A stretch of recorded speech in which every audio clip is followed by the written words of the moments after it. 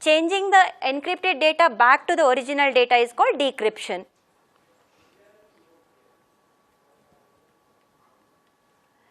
So defense in depth is one more mechanism in security where you have multiple layers of security. So if you have only antivirus in your desktop, some attack through the network may not be captured.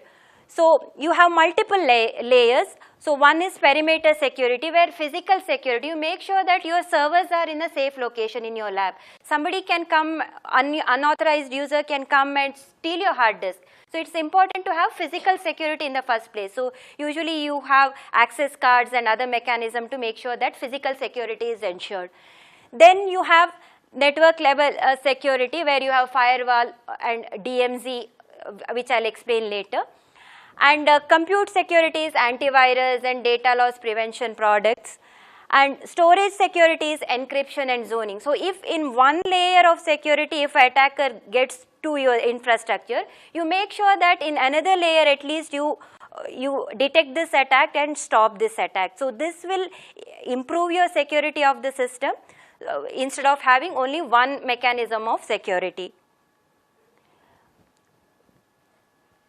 So what is the difference between traditional data center and the modern data center which is hosted on cloud? So in traditional data center, all your resources like servers and your storage, everything might be co-located in a single location or maybe in multiple location, but is limited to that organization. But in case of cloud, in case of private cloud, it might be restricted to only your organization, but in case of hybrid or public cloud, the infrastructure is shared by multiple enterprises, multiple users, and it might be very huge, distributed across geography. Your one server might be in Asia and other server might be in US, and you might be using it seamlessly without knowing where your servers or where your data exists. And also you have mobile apps which are trying to access cloud. So it is more complicated than a traditional data center, and you need in-depth security mechanism to make sure that your cloud infrastructure is secure. So let's see who are the players in a public cloud.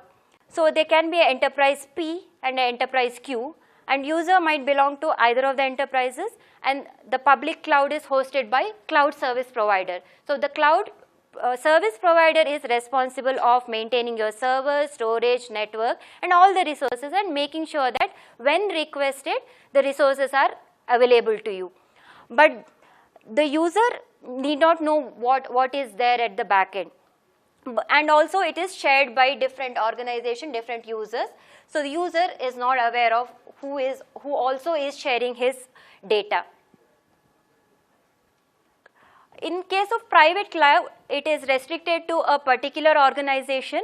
It might be on-premise, which is in the enterprise, or it can be hosted by a cloud service provider, but the entire infrastructure is restricted to one enterprise. There aren't multiple enterprises using the same infrastructure. Hybrid cloud is where a company, for example, might have its mission critical data in its private cloud, in its enterprise cloud, where it makes sure that my mission critical, very important confidential data is not on cloud, but some not so important data might have been moved to public cloud. So it's a combination of private and public cloud, which is hybrid cloud. So with the use of with the introduction of multiple users and multiple enterprises and a heterogeneous hardware infrastructure, new security concerns arise. So multi-tenancy is one of them, velocity of attack, information assurance, and data privacy and ownership. Let's see each one of it in next slides. Multi-tenancy is the concept where multiple virtual machines are located in a single infrastructure, a single server or a single server hosts multiple virtual machines, and each multiple each virtual machines are co-located in the same server. So in case of a public cloud, so my company might be using one virtual machine, and another company, which might be a competitor company, might be using another virtual machine which is hosted in the same server. So that's how multi-tenancy brings in a new security threat, where the same infrastructure might be shared by different organizations, and your virtual machines might be co-located in a single server. So for the cloud service provider also, this brings new challenge. Each company has its own security policy. So when multiple organizations have heterogeneous various forms of security policies, how does the cloud provider ensure that they make sure that each company's security policy is fulfilled, is enforced very correctly in a uniform way, because the underlying infrastructure is the same. So another concern is velocity of attack. So as we explained, in case of a public cloud, it might be thousands of servers running in the same location or across the geographies, thousands of terabytes of data. So the entire infrastructure which is available for the user, which the surface of attack increases with the introduction of cloud. In case of a single enterprise having single data center which is within its premise, it's only their set of servers on which they have control. But whereas cloud, the infrastructure is huge, so the surface which is available for attack is huge. So that's why the velocity of attack is also higher. So because of this, potential loss also is very high, because if one VM is attacked, the entire infrastructure might get attacked. So in that case, trying to contain the attack to a particular location also might become more difficult.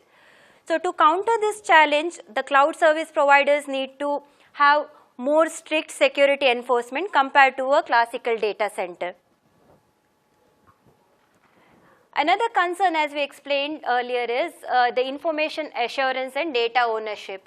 So how do you make sure that the confidentiality of your data is maintained? Because cloud service provider now has access to your data, and also some other enterprise also might be using the same infrastructure. How do you make sure that your competitor is not stealing your data, or is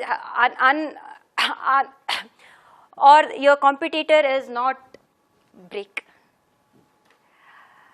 Rajesh charge